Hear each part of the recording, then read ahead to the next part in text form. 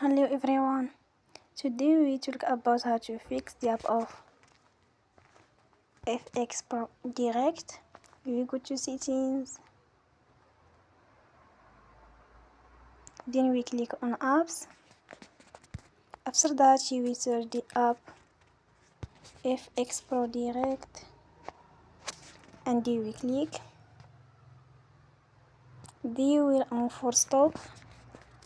After that you will go to storage, then we click on clear cache. In the end you will turn your Wi-Fi and you will turn again.